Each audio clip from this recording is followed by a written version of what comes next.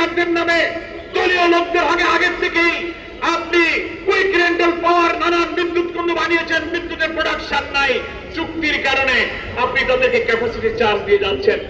এই অর্থমন্ত্রী আমির খসরু সাহেব আইএমএফ এর শর্ত পূরণ করার জন্য বৈঠক করে আইএমএফ শর্ত দিয়েছে বিদ্যুতের দাম বাড়াও।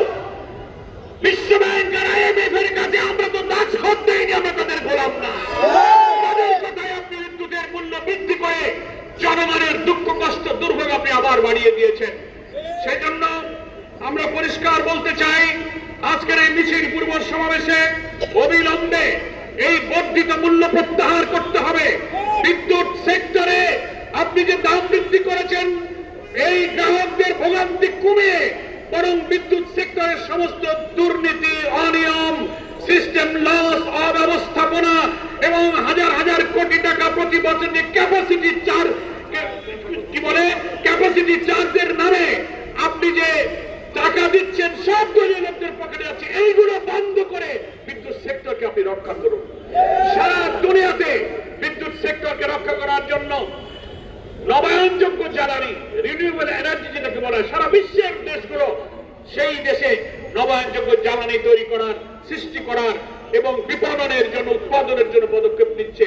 বাংলাদেশে সেই দিকে একটি পদক্ষেপ না নিয়ে আপনারা সাধারণ গরিবের উপরে আপনি বলার উপরে খাড়ার ঘা দিচ্ছেন।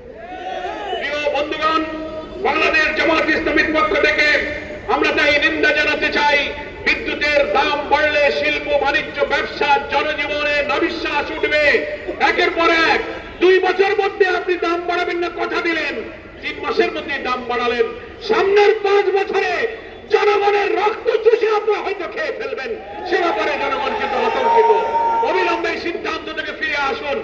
আসল কাজ করতে পারেন না, ব্যাংকের গ্রাহকরা যদি ব্যাংক রক্ষার জন্য আন্দোলন করে সেখানে আপনি গুলি চালাতে পারেন, রক্তাক্ত করতে পারেন, দুর্নীতিবাজ ঋণ খেলাপিকে আপনি চেয়ারম্যান নিয়োগ দিতে পারেন, জনগণের দুর্ভোগ কমানোর কোনো পদক্ষেপ নিতে পারেন না। আজকের এই বিক্ষোভ মিছিল পূর্ব সমাবেশ থেকে এই সমস্ত গণবিরোধী পদক্ষেপ বন্ধ করার জন্য আবেদন জানাই। 7 তারিখে সংসদ অধিবেশন বসবে, বাজেট পাস হবে। উচিত ছিল বিদ্যুতের মূল্য বৃদ্ধির কি প্রয়োজন, আইএমএফ এর সাথে চুক্তি করে আপনি কি শর্ত দিয়েছেন, অর্থমন্ত্রী পার্লামেন্টে জনগণের প্রতিনিধিদের সামনে এগুলো নিয়ে আলোচনা করা। আপনি পার্লামেন্টে না তুলে সংসদের আগেই আপনি গতকালকে বিদ্যুতের মূল্য বৃদ্ধির সিদ্ধান্ত দিলেন। এটা জাতীয় সংসদকে, জনমতকে অস্বীকার করা, জনগণের প্রতিনিধিদের প্রতি অবজ্ঞা দেখিয়েছেন আপনি। যেমন আপনি জুলাই সনদকে মানেন না, গণভোটকে মানেন না, যেমনি আপনি ব্যাংক প্রতিষ্ঠার লক্ষ্যে ইসলামী ব্যাংক বাংলাদেশের অর্থনীতির চালিকা শক্তি, এশিয়ার বৃহত্তম ব্যাংক, আগে সালাম গ্রুপ লুটপাট করে খেয়েছে, এখন আপনারা তাদের ঘরে উঠে লুটপাট করতে চান, সেদিকেই মনোযোগ, জনগণের দিকে আপনার কোনো মনোযোগ নেই। এই অপরিণামদর্শী যাত্রা থেকে থামুন এবং অবিলম্বে বিদ্যুতের বর্ধিত মূল্য প্রত্যাহার করুন, জনগণের জীবনে স্বস্তি দেন। তা না হলে কি পরিণতি হয়, বাংলাদেশের মানুষের কাছে জুলুম, অত্যাচারী দলীয় করের পরিণতির ওয়াজ নসিহত করা লাগবে না, পেছনে তাকালেই সে শিক্ষা আপনারা দেখতে পাবেন।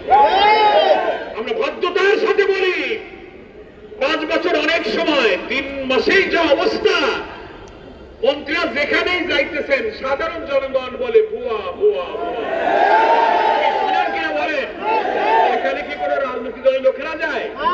তো 3 মাস যে পারে না, পাবলিক যদি ভুয়া ভুয়া বলে, আরো সামনের দিনে কি হবে